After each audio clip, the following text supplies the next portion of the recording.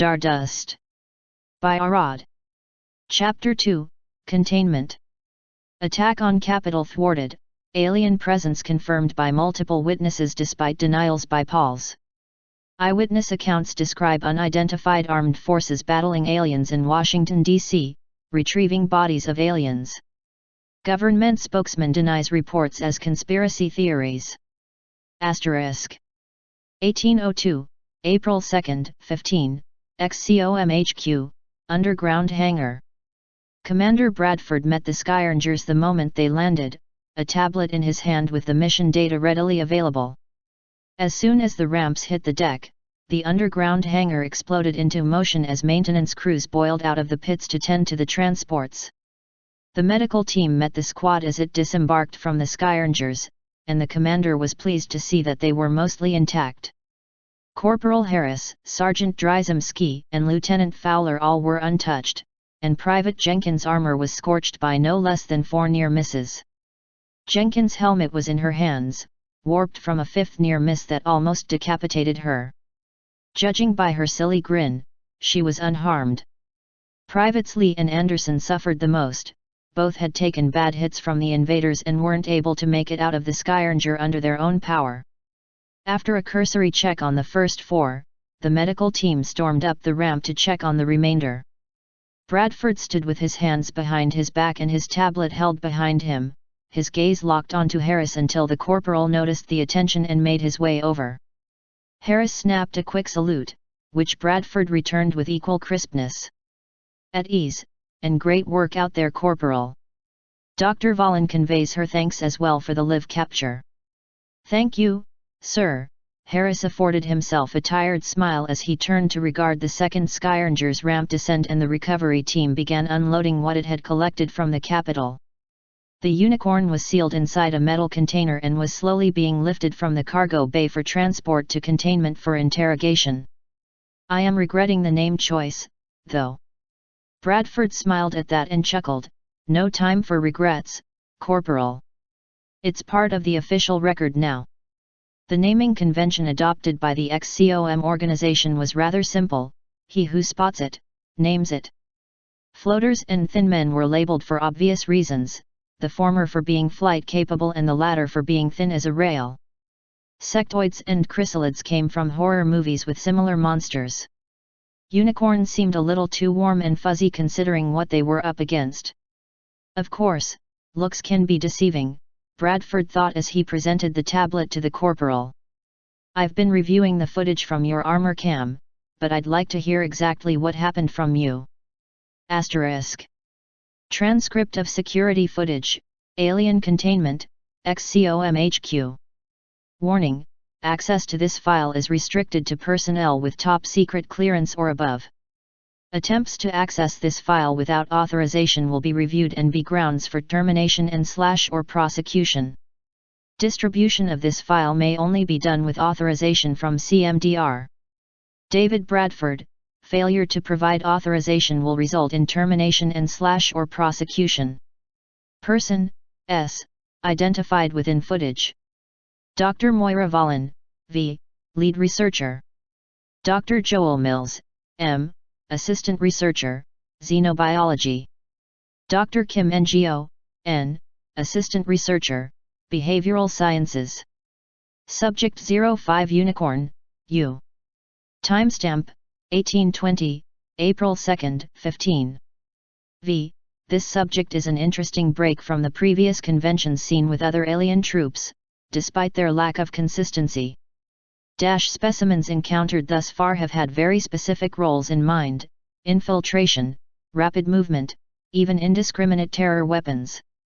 All are uniformly violent, obviously bred for combat, and closest Earth analogues are reptilian or insect-based organisms. This subject differs from those conventions at least physically, as we are unable to determine behavioral patterns until the subject wakes.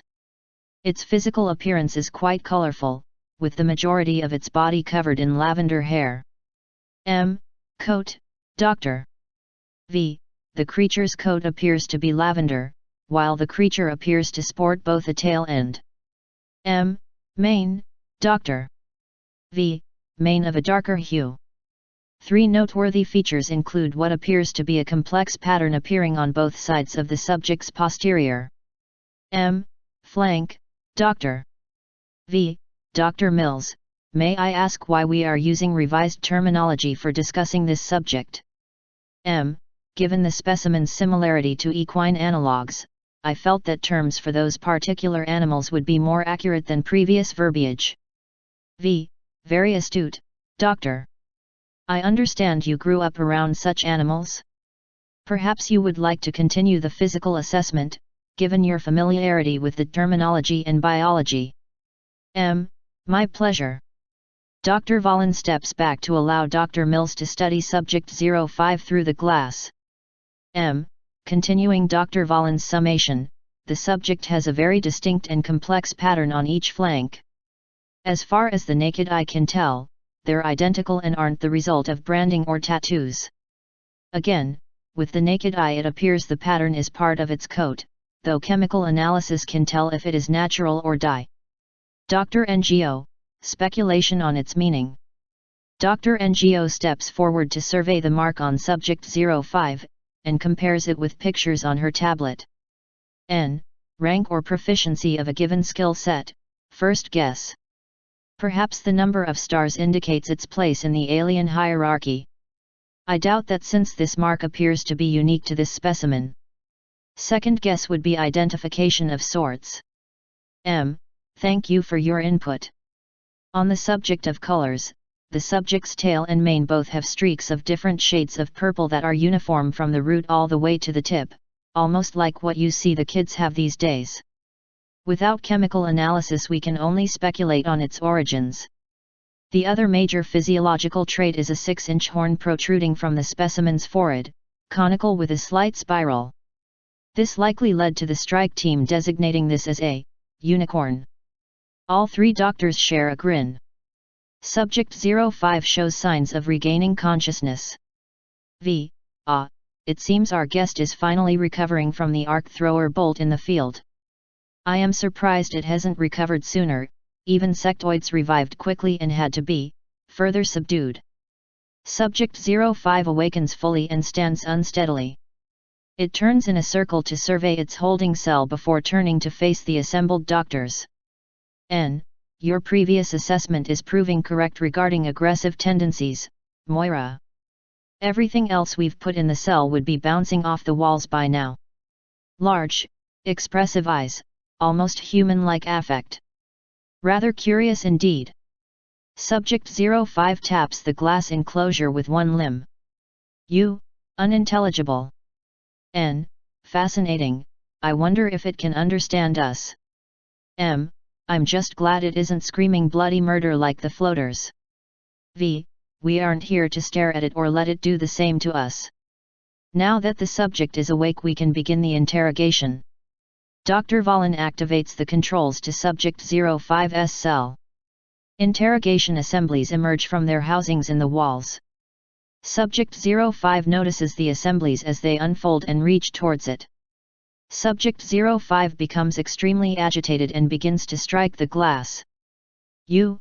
Unintelligible. N. I don't think I need to be here for this. Dr. NGO turns to leave, Drs. Volin and Mills remain. Dr. Mills shifts from foot to foot and looks away from the cell. Subject 05's attacks against the glass become frantic as the assembly armatures power up and come within reach. Can we turn the audio off? V. As you wish, Doctor. Wait, what's it? Subject 05's horn glows white and vanishes from within the cell. Security cameras reacquire Subject 05 within the lab itself, behind Drs. Volin and Mills. Public Address System Security Breach, Alien Containment Lab. Initiating lockdown procedures, security detail has been notified. U. Unintelligible. Oh shit, it's loose. V. Get out, now. Asterisk. Twilight woke with the most thorough body ache she had ever experienced in addition to a horn-splitting headache. She slowly opened her eyes and immediately wished she hadn't. Wherever she was, it was painfully white, which didn't help her headache at all. For a brief moment the unicorn wondered if she was in Cloudsdale, but the impossibly hard floor ruled that out. Slowly but surely Twilight got her hooves beneath her and slowly opened her eyes. The stark white walls greeted her as things began to focus around her. She turned in place and found one wall was made entirely of glass, and 3 bipeds were looking at her with clinical detachment. "Hello? Can you hear me?" Twilight asked as she tapped a hoof on the glass. She saw the mouth of one move, and the other replied. The third maintained an icy cold stare at Twilight and interrupted the others. With one digit, akin to a dragon's claw but far more lengthy and slender, the third prodded something on the desk on the other side of the glass. A series of loud metal clanks sounded behind Twilight, and she turned to see 2 metal limbs unfold and point towards her and extend 2 hoof-like objects. Both began to glow and crackle with energy as they moved forward, and Twilight knew that they would hurt her badly if they came too close. "Please let me out!" Twilight yelled as she pounded on the glass frantically. She met the eyes of one of the bipeds, who turned and walked away. "Please let me out! Please!" The unicorn screamed, not daring to look behind her. Another of the bipeds turned away, while the third maintained that icy stare. She could feel those 2 hooves almost upon her flank, and the fight-or-flight instinct kicked in. Despite her headache, she pulled all the magic she could to her to lash out against the arms reaching towards her, and the magic came down, crushing the bug flat against the stone and spraying yellow blood everywhere. Twilight reeled from the memory and found she was unable to attack. With so much magic gathered and waiting to be spent, the second instinct took over: flight. Teleporting was an order of magnitude more strenuous than the telekinetics Twilight had in mind, and she felt as though her horn was on fire as she recovered from it, even though it was only out of the cell and into the next room and on top of one of the desks. The strain of the teleport combined with the stress of the day so far plus an unfortunately placed stack of papers caused Twilight to trip and upend the desk, scattering its contents everywhere. "Oh ow ow ow!"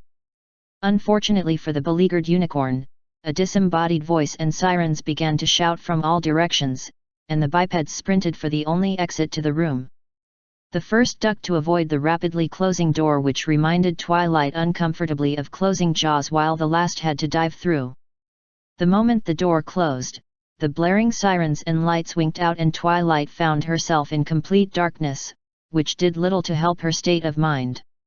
One stumble later and crash of office supplies later convinced the haggard unicorn to stop and take a deep breath.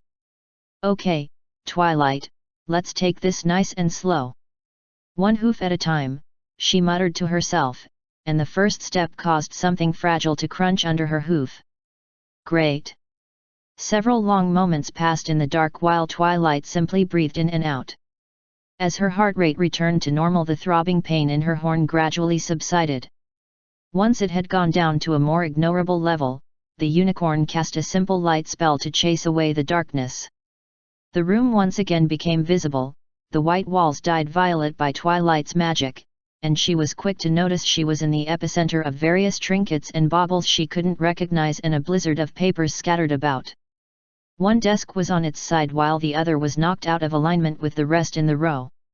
In spite of all the unanswered questions she had and the horrors her sheltered mind had experienced so recently, the sight of such a mess around her suddenly seemed much more important. It needed to be organized. A simple act of brute force telekinesis righted the upended desk and moved the other back into alignment, while more finesse scooped up all the debris on the floor. Twilight did not know what any of the objects did, but she organized them by size and shape on one of the now empty desk anyway. The language printed on the paper wasn't anything the unicorn knew, so she was unable to organize that in any meaningful way, so she elected to stack it on the table as well. So obsessively perfect was the stack that a casual observer might mistake it for a solid block. Somewhere along the way Twilight began to hum the tune to Winter Wrap Up, and she found she didn't want to stop as she continued. With the list of things to organize rapidly diminishing, Twilight's gaze fell upon the object she had accidentally crushed. It was a small thing, made of a lightweight material she had never seen before that was unfortunately smashed to shards. In the epicenter of the shards was a hollow tube filled with a black liquid, ink. The moment the familiar smell reached her snout, she gave a delighted squeal and scooped up all the remains of the crushed object and whisked it over to the desk. Further analysis of the plastic tube showed that it ended in a metal tip with a ball embedded in it, and drawing the ball tip across a surface pulled the ink out in an even amount. That's genius. Why didn't I think of this earlier? It's a quill and an inkwell in one. Investigation of the shards matched one of the many objects now neatly organized on the desk, which she plucked from its place with her telekinetics. She scrutinized every detail and started to disassemble it, but was interrupted as the lights came back on and the door began to open. Twilight was gone from the desk in the blink of an eye, peeking out from under another desk to spy upon whatever nightmare was coming for her. Asterisk. The XCOM facility was staffed with the best and brightest minds on Earth, and its soldiers were poached from the best armed forces from around the globe. The training of every person in the organization was determined by their specialty, but every person, from the commanding officer down to the cooks, received a course on what to do in the event of invasion by hostile forces, or containment failure of a live capture. Commander Bradford was silently pleased at the rapid deployment of the base's soldiers. Every intersection and all access points he had come across thus far were covered by a rifleman in a bulletproof vest, though the clothes under the armor varied wildly. Most were on rotation and in their casual uniforms, while a few others were in exercise sweats and sleepwear.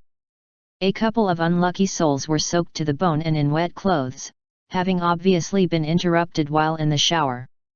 If it inconvenienced them in any way, they hid it well as Bradford passed. None of the soldiers saluted him or did more than give him a nod as he passed, which was also a good sign. If an X-ray was loose, no one wanted to be anything less than 100% ready. Bradford rounded the corner and entered the corridor heading towards containment, and again was impressed by the level of quick thinking his soldiers possessed. The 4 uninjured soldiers from the mission earlier in the day were covering the door from various angles, and all were still in their full combat armor. Jenkins covered the door to containment from the open doorway of the engineering workshop next door with her shotgun, while Harris knelt in the opposite doorway which led to the base's power plant. Dryzemski lay prone in the hallway with his LMG on its bipod while Fowler knelt beside him. Fowler was the first to notice Bradford's approach, and after giving the Dryzemski a tap on the shoulder, she rose to speak with the commander. "We got here within 30 seconds of the alert, there's been no activity since. The doctors are in the workshop, and Shen is patching surveillance feeds there as well." With the situation summarized, the lieutenant resumed her previous position beside the machine gunner and trainer, her rifle on the door, and Bradford headed into the workshop. The 3 researchers were huddled together, and Shen tapped away at a computer terminal. "Doctors, what happened?" Bradford asked sternly once it became apparent that none were injured enough for his interrogation to wait. "Alert was for containment breach, but there is no way for the cell to be opened from the inside." "Did it break out?" Dr. Ngo shrugged and stepped to the side, uncomfortable under the baleful gaze of the commander. Dr. Valen, however, rose to the occasion despite looking pale as a ghost. "The subject revived and we were beginning the interrogation procedure. The subject began to resist, much like the others we have hosted before it. There was a flash of light from within the cell, and then it was outside the cell. The cell wasn't broken as far as I could surmise, but I will admit my concern at that point was to escape the lab and avoid being imprisoned with the creature." Bradford looked to Dr. Mills, who had just opened his mouth to add his own account when Shen interrupted. "Security footage has been routed to this terminal. Footage of the event is playing now." All those in attendance huddled around the monitor, and events played out just as Valen described. A flash of light too brilliant for the cameras to record engulfed the unicorn, and a corresponding flash of light appeared in the lab itself. The creature floundered on top of a desk and scattered its contents, as well as knocking it over before diving for cover behind another desk. A long moment of silence passed between the doctors and the commander before he remembered the tablet in his hand with the combat data from the mission the unicorn was retrieved from. He flew through the reports and casualty lists and settled on several still images from the armor camera of Corporal Harris. "Harris, Bradford. Any activity? No, sir. No activity from the door since we got here, came the quick reply. Problems? Still determining that. Meet me in the workshop, ASAP. Only a few moments passed before the corporal tabbed his way over to the huddled group with his helmet in one hand, looking a bit unsure of himself. Sir.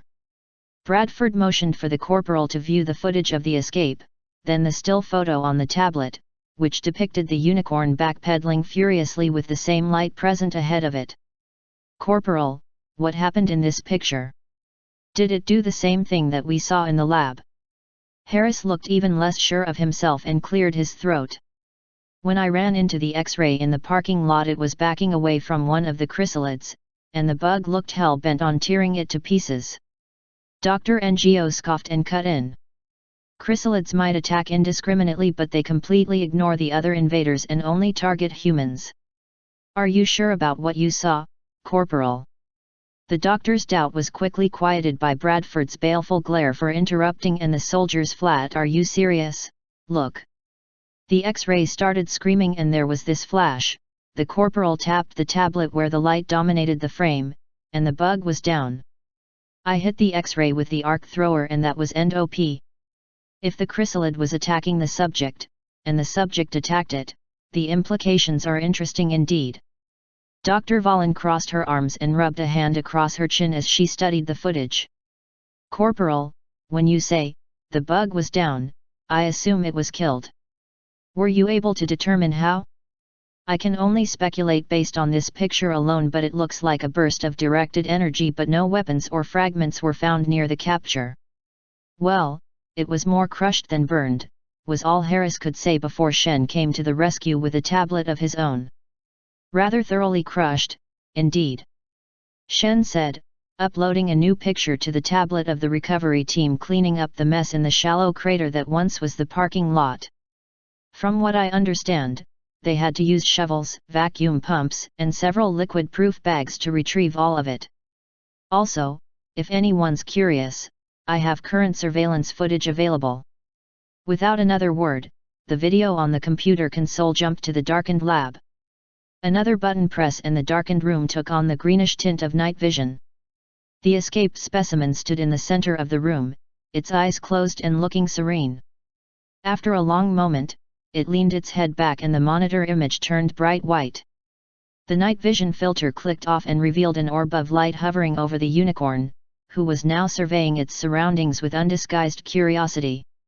Its gaze fell upon the mess it had created during the escape, and everyone observing the video could see its left eye and ear twitch. A moment later and the pale purple light appeared around the unicorn's horn and the toppled desk flipped over and scooted back into place.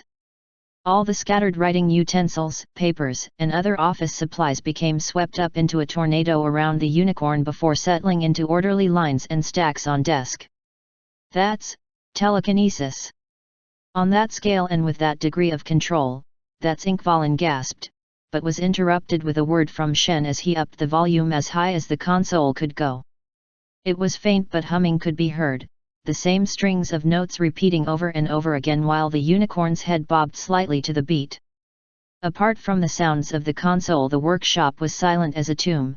The observers were completely mesmerized by the sight. Unbelievable. Dr. Ngo was the first to break the silence. That sounds like a song.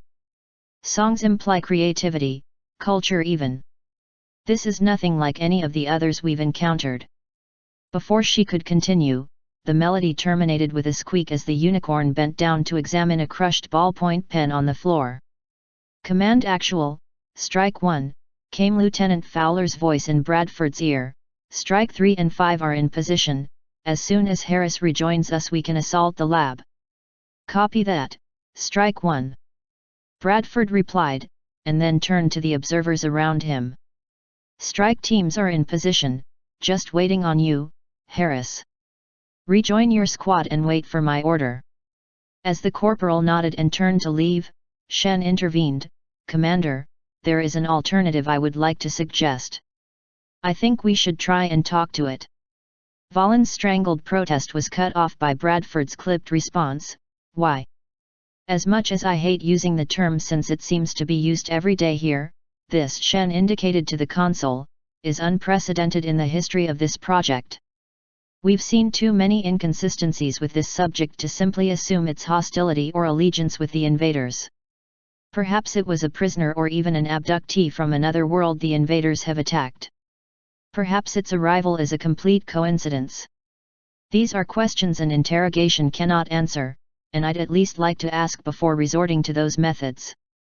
A long moment of silence fell upon the workshop as Bradford turned away and cupped his chin in his hand. The commander wordlessly turned back to the group and drew his sidearm, then presented it grip first to the chief engineer.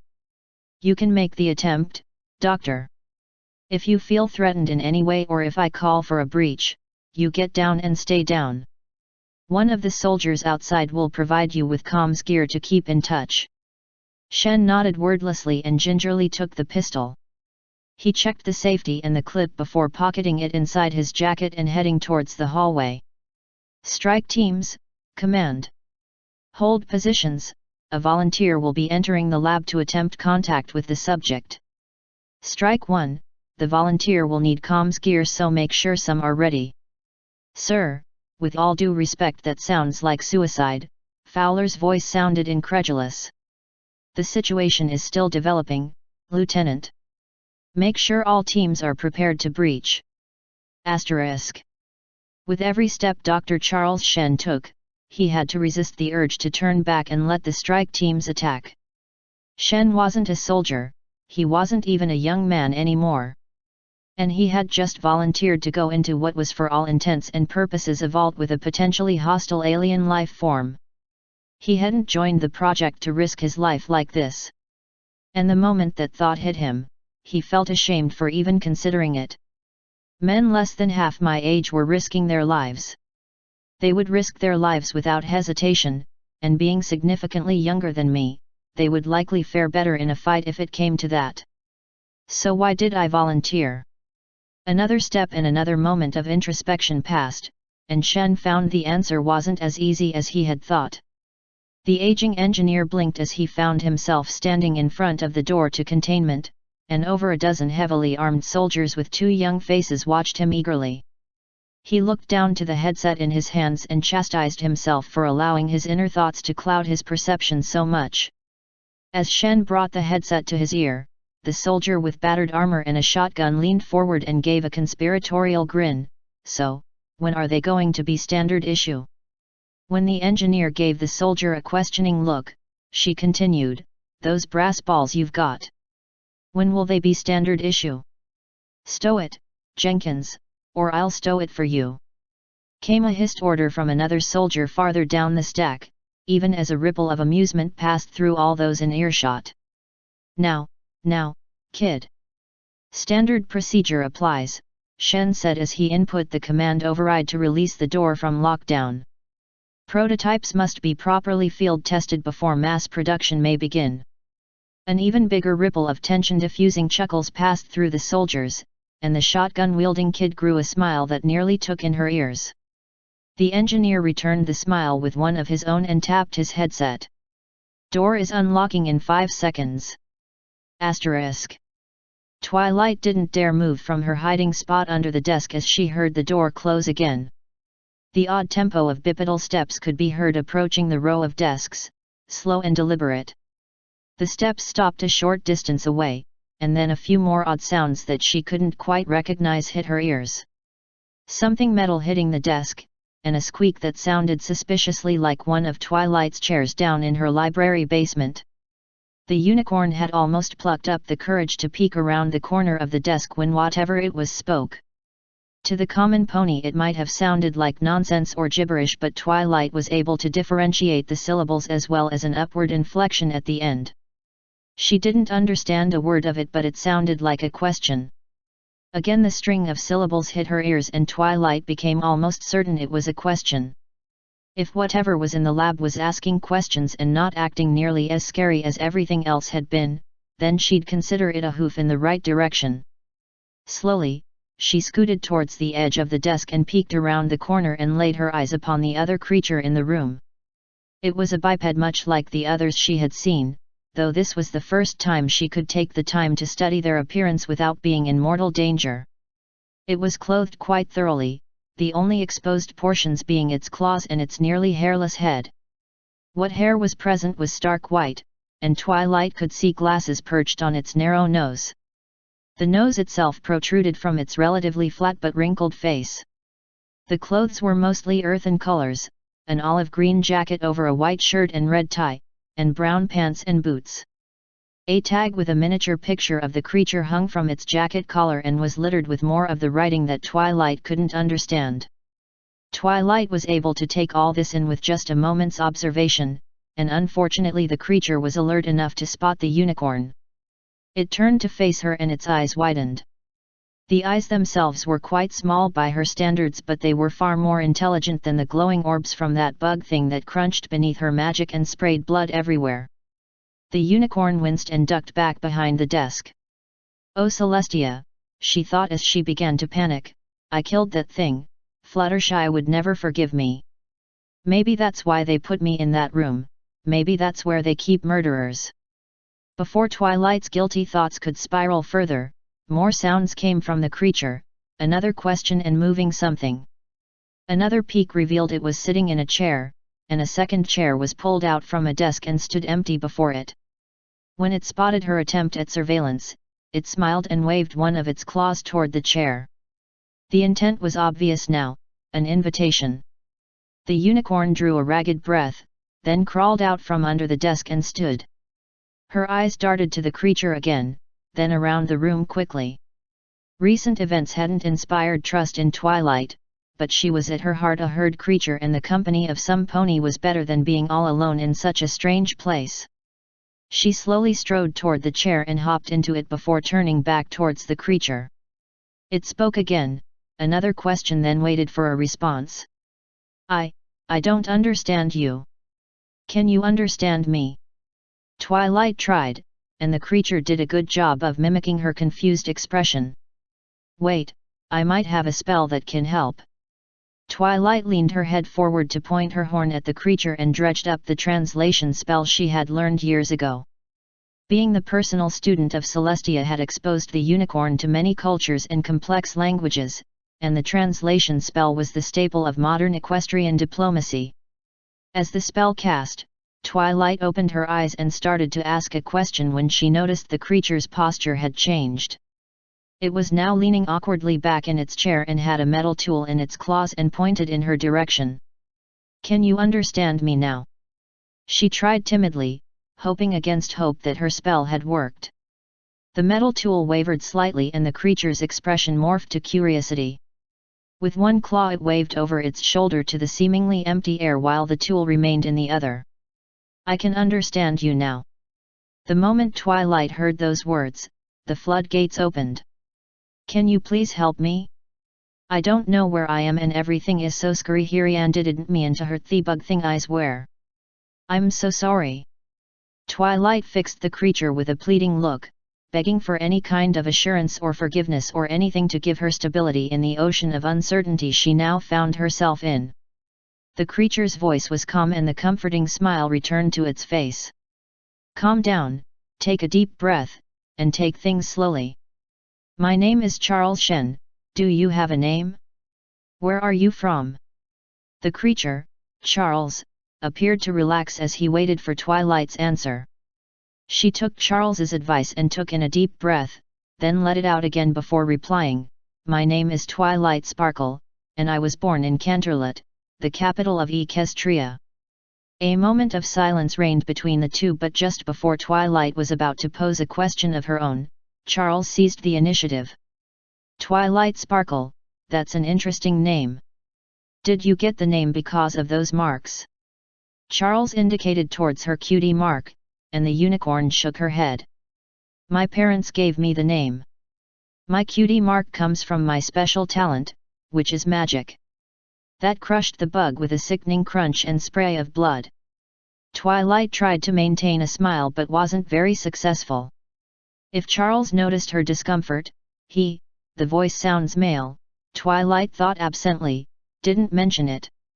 "The mark is for your special skill, and that skill is magic," he looked over his shoulder at the empty room before turning back to Twilight. "Was that how you got out of there?" He indicated toward the glass-enclosed room that the unicorn woke up in, and she nodded in response. "I'm so sorry if I scared your friends who were here earlier, but the things in that room were scary and I panicked. I didn't want to hurt them, so I teleported out." Twilight bit her lip before pleading, "Please don't make me go back in there. Please." Charles leaned back and swallowed audibly. "You were scared and you teleported out because of it. I can understand that it's scary to wake up someplace that you don't recognize. You used magic to teleport." "Yes. It's a rather complex spell, so most unicorns choose to learn things that help with their special talents." Twilight dredged up her encyclopedic knowledge of spells and special talents she knew of, but clamped down on it. "It's not polite to talk just about myself and my interests," Twilight chastised herself. "What's your special talent?" The question seemed to surprise Charles, if the expressions of his kind were anything like hers. His eyes widened at the question as he scratched his jaw with one digit and looked to the side.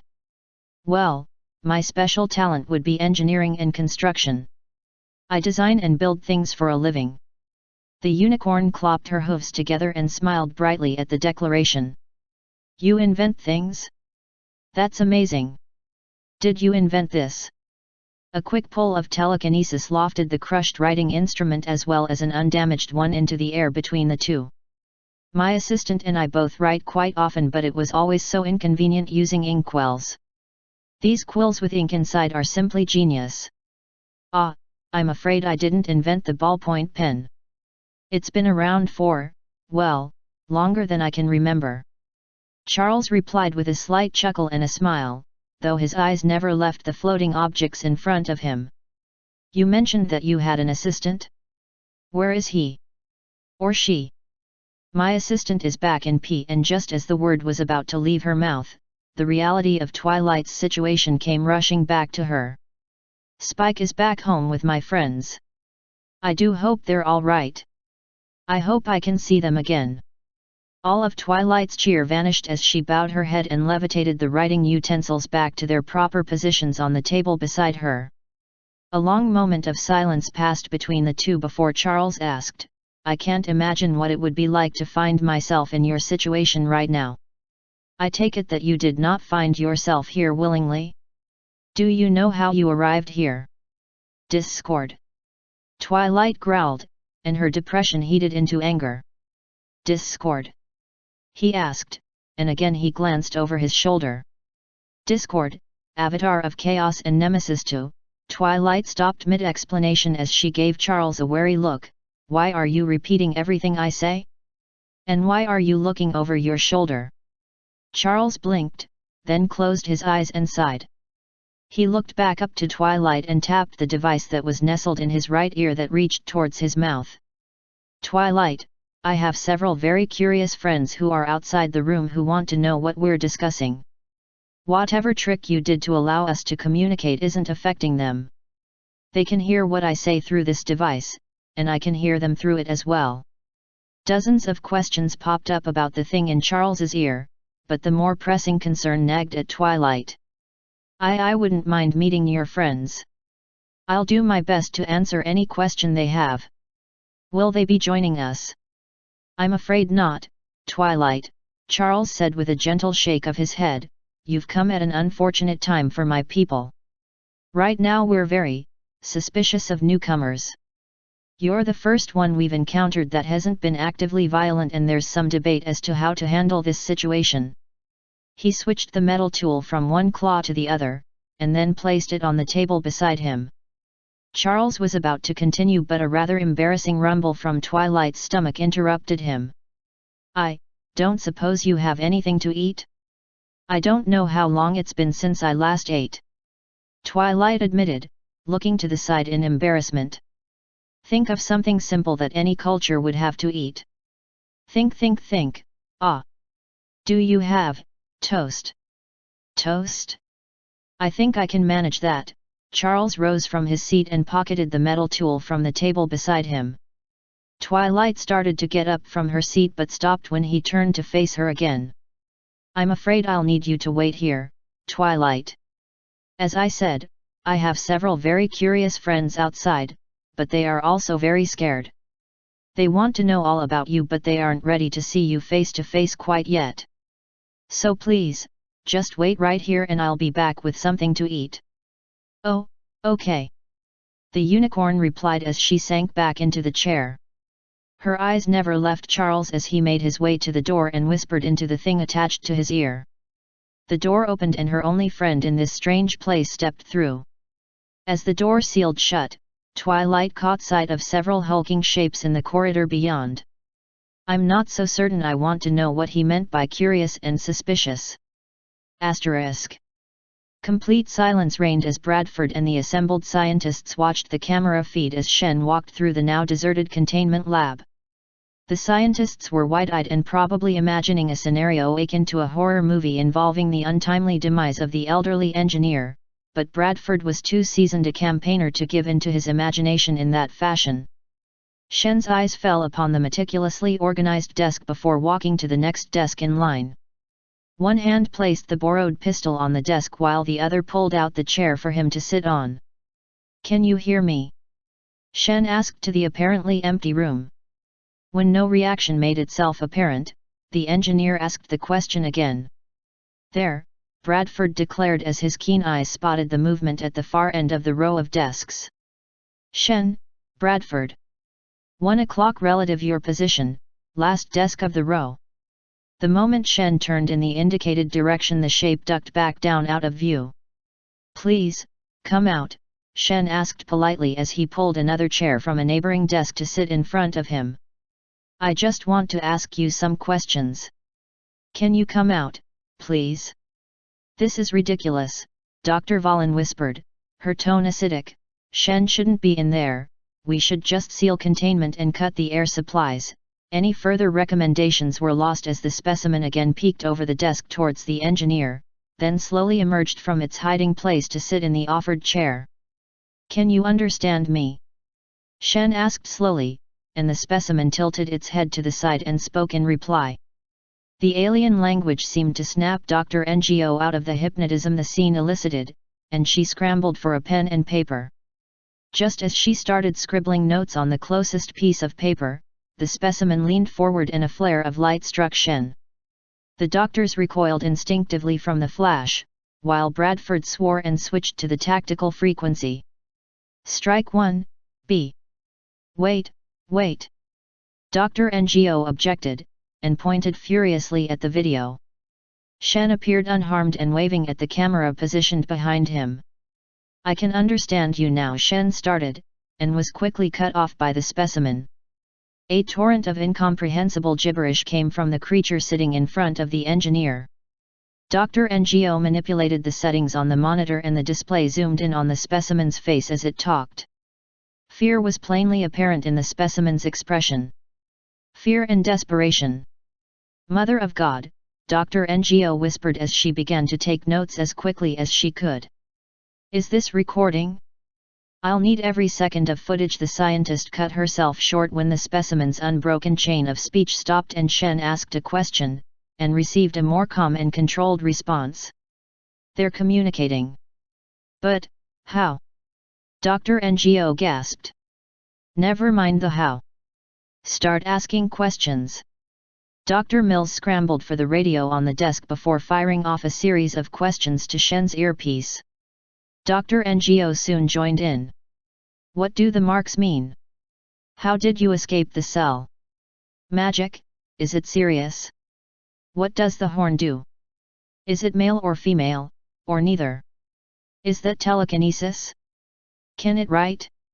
What's the language look like? What is Discord? Is it a force, a being, related to magic?"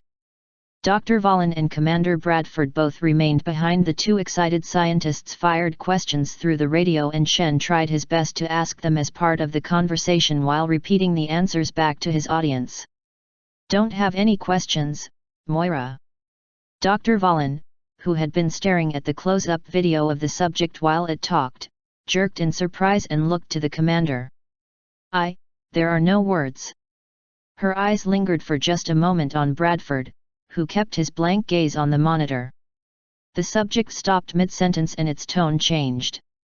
It leaned back and its large eyes narrowed slightly as it asked a question, and Shen did his best to gently explain the surveillance of the room and the dozen armed men waiting outside the door. The subject's posture went from suspicious to nervous as it asked another question, to which Shen replied, then headed towards the security door. The subject remained in its chair and craned its neck to look out the door as Shen left containment. Toast? It's hungry and it wants toast. Both scientists by the display looked to each other and a quick debate began as to the implications. Valen and Bradford ignored them in favor of giving Shen the once-over as he walked into engineering with a smile on his face. That went about as well as I could have hoped. Shen let out a long-held breath as he walked over to his desk and pulled open a drawer and began to retrieve a loaf of bread, a bottle of honey and a plate. He started to head out of engineering towards the civilian break area but stopped when he noticed the doubtful looks both Valen and Bradford were giving him. She said she was hungry and she wanted toast. I'm going to make some for her. You can't be serious. Valen growled. Your curiosity has been entertained but the security of the project is at risk as long as it's allowed to roam free inside containment. Commander, you should order the breach and subdue the subject. Before Bradford could reply, Shen spoke again. I am serious, and I am more certain than ever that the subject has nothing to do with the invaders. The engineer's voice hardened as he retrieved a tablet computer from his desk and motioned for Valen and Bradford to follow him. We can discuss this on the way. The trio left the workshop and made its way towards the civilian break area. The corridors were deserted save for the soldiers at the intersections, and the break room was completely empty. Shen loaded the toaster then turned back to the other two in the room. Perhaps you would like to explain the reasoning for your conclusion, Charles? Bradford asked evenly. I don't know how much you could hear from the surveillance, but the subject, Twilight, is nothing but a scared little girl who has no idea where she is. Shen sighed and leaned against the counter beside the toaster. She was eager to answer any questions I had, and if her body language or facial expressions are anything like humans, then I have no doubts that she isn't a threat so long as she feels safe. The specimen is not human, Valen said acidly, and every second we waste entertaining this fantasy is another second that gives the specimen an opportunity to decipher the information still in containment or escape into the facility proper. The greatest mystery Twilight found in containment was the ballpoint pen, Shen shot back, his tone equally sharp. Wherever she's from still uses quills and inkwells as the primary method of writing. Does that sound like the average level of technological sophistication we've seen from the invaders? And I am certain Twilight will stay exactly where she is until I return because I asked her to, but if she feels threatened then containment will not be able to hold her. Bradford raised an eyebrow as Valen choked on her hasty reply. Shen tapped his tablet and handed it to Valen before continuing. When I saw the pictures of the chrysalid that Twilight killed, I started running some numbers to try and theorize the amount of force needed to do the damage done to the surrounding area. Valen grew pale and passed the tablet to Bradford, who gave the equations and Newton measurements an appraising eye. I see a rather large number, Charles, but I'm afraid I'm not certain how that translates into physical force. That's higher than the impact tolerance for the cell in containment, Valen whispered, obviously shaken at the danger she had unwittingly found herself in less than an hour earlier. That's higher than the impact tolerance for the door leading to containment, Shen added with a nervous smile. With that amount of force combined with the telekinetic control we witnessed earlier, I have serious doubts on the effectiveness of projectile weapons against Twilight. Quite simply, if she wanted to harm us then I've seen very little evidence that we could stop her with conventional methods. The frank assessment seemed to shake Valen further, but Bradford's military mind appreciated the blunt statement. I sense you've got some sort of plan to keep that from happening. That's rather simple, we give her what she wants. And what would that be? Valen asked after recovering enough to muster some sarcasm. Toast. Shen answered, and right on cue the toaster popped up. Asterisk. Again the door opened to containment and Shen stepped through, though his hands were filled the odds and ends for the impromptu meal, a plate with 2 slices of still warm toast and a small bottle of honey balanced on it in one hand, while the other held a bottle of water and a plastic cup. Twilight was right where the engineer had left her, sitting in the office chair and eyeing what appeared to be a dismantled ballpoint pen. The various components clattered onto the mostly clear desktop as her concentration was interrupted, and the alien made a mad scramble with her forelegs to try and keep any of the parts from tumbling to the floor. Once she appeared satisfied that none of the parts were going to escape her cordon, she turned to Shen and gave a sheepish smile. The smile turned into near-naked hunger as her eyes locked onto the plate and its contents. "I can certainly appreciate toast as a snack," Shen said as he emptied his hands onto the desk by his chair and then sat. "I like to put honey on mine, so I felt it would be polite to offer it to you." Twilight's eyes widened even further with gratitude. "Worship?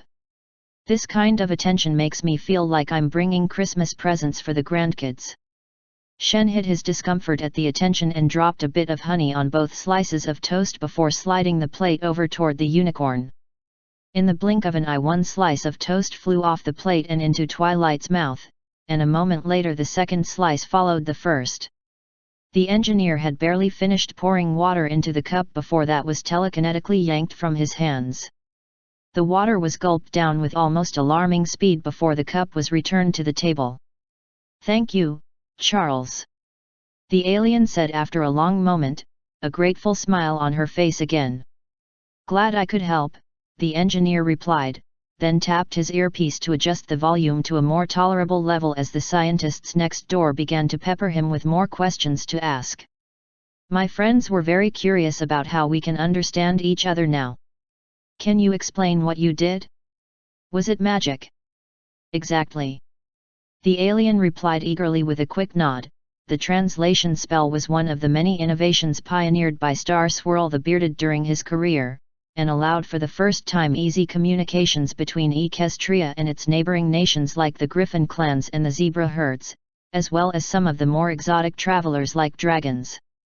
Diplomatic relations became much more sophisticated as complex treaties could be negotiated without a translator's assistance.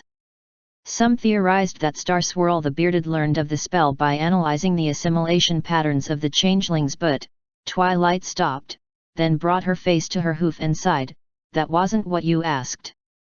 The underlying theory of translation spells have been lost to antiquity, but it's commonly believed that it translates concepts a person attempts to illustrate by spoken words into the words that the other party can understand. The word you may use for an object or concept like table," Twilight indicated to the desk beside her, "will differ from my word for the object, but we are both discussing the same thing. The spell simply bridges the gap." "That's quite extraordinary, Twilight," Shen said after waiting a moment to see if the long-winded unicorn had anything else to add. "My friends outside were worried that you had done something that allowed you to view my mind or what I was thinking." The alien's expression became doubtful. "Looking into the minds of others is dangerous in the extreme. Everything I've studied has indicated that the mind of another intelligent being is so fundamentally different from our own minds that the psyche of both risk damage if they come into contact. The only pony I know of who could do something like that would be Princess Luna, but she only deals with dreams of those that sleep and not their minds directly. Well, Discord does something similar, too, but he's crazy." The engineer smiled as he took in the explanations Twilight had given him. "Spells? Griffins? Dragons? The scientists will pronounce me crazy or their heads will explode once I get this conversation down on paper." "That's very relieving to hear. What did it say?" "Never mind that, ask it if it knows anything about the invaders. It's clear that they're unrelated, their physiologies are too divergent to be manufactured by the same creator." "How does it achieve telekinesis?" "Mental willpower, invisible appendages." "What about the mane and tail?" "Those colors can't be natural." "Do they have significant meaning?" Shen's earpiece was filled with a flood of questions from the scientists and he had to suppress the urge to turn it off to cut out the noise. "Forgive me if this assumption is incorrect, but are you a teacher? You seem, well versed on certain topics. Shen asked carefully, and had to tolerate Dr. Mill's squawk in protest and Dr. Ngo's gleeful cheer at the question's nature. I'm not, I'm actually Princess Celestia's personal student as well as a librarian. I study all the time to keep my grades at their absolute best for the princess. She says I should take it easy sometimes, but I think that's her way of testing my resolve. Librarian and student, and you are the pupil of Princess Celestia? Shen asked out loud, and the alien nodded in a too human manner. You also mentioned a Princess Luna. Are they both daughters of the current ruler? Or is Princess an elected or appointed position? Twilight's head leaned to the side in apparent confusion. Princess Celestia and Princess Luna rule together. They have their appointed nobles to help manage the country, but they are the rulers of Extraterrestrial. Celestia ruled by herself for 1,000 years before Luna returned and was redeemed. I was so glad for both of them when that happened. Sisters shouldn't fight like they did. They're over 1,000 years old? Is that normal? How old are you? Shen blurted out in disbelief, and the two scientists in his earpiece suddenly found their positions reversed. I'm only 20, but I'm also not an alicorn. The lifespan of a single alicorn can last for, well, millennia. Twilight closed her eyes and Shen could see them moving beneath her eyelids for a long moment. Recorded history tends to get fuzzy prior to about 5,000 years ago, when a Lady Solaria was mentioned as the ruling alicorn of her age. Alicorns, a winged unicorn? Shen asked as he raked his mind for everything he knew about the term. Again Twilight nodded and smiled. Yes. While they are most notably recognized for both wings and horn, they are also blessed with extremely powerful magic and long lives. I'm above average for a unicorn in terms of magical power, but the princesses are far beyond what I could ever hope to accomplish. Celestia and Luna raise the sun and moon as easily as I can lift this. And with that, the disassembled pen components lifted from the table and began to reassemble. With the parts once again combined into a whole, the pen aligned itself vertically and the plunger at the top of the pen clicked dully. Twilight's expression became frustrated as the plunger rose and fell several times with only dull clicks to accompany it. Why? Why won't you click like the others? Ah, may I? Shen asked gently and held out a hand towards the pen. The writing utensil obediently levitated toward him and dropped into his palm. I half expected it to be warm or something, Shen thought absently as he unscrewed the pen at the midsection and extracted the various parts from inside. Twilight, I have been meaning to ask, where do you think you are?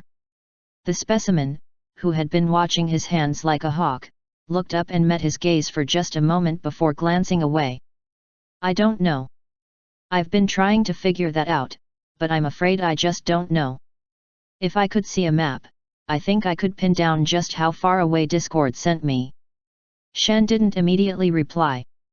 His hands kept busy with the pen components as he corrected the problem and reassembled it. He stood and offered it to Twilight, then walked past her towards one of the diagnostic screens mounted on the wall. In less than a minute the monitor flicked on and a slowly spinning model of the planet Earth appeared. Oh, that's amazing. How does that work? Illusion spell? Or, Twilight started but fell silent as her eyes scanned the globe once, twice, and 3 times. It's not there. Extraterrestrial isn't there. Where am I? I don't know. I don't know. Her eyes remained locked on the spinning globe, but she began to tremble as her voice died away. Now, we can answer that question later. All that matters is that you're safe, for now. Shen said quietly as he once more resumed his seat. The engineer kept himself from cursing out loud as Twilight looked down and squeezed her eyes shut and tried to blink away tears. A lot has happened to you, so it might be best to call it a night for now. How does that sound? Shen suggested gently, and had to restrain his fatherly instincts to give the alien a comforting pat on the back. I'm going to go outside now to have a word with my friends. If you want to talk to me, just say something or wave to that corner. With that, Shen slowly turned to leave. He had almost made it to the door when a single word stopped him. "Paper," Twilight said quietly. I need paper. I have to write a letter."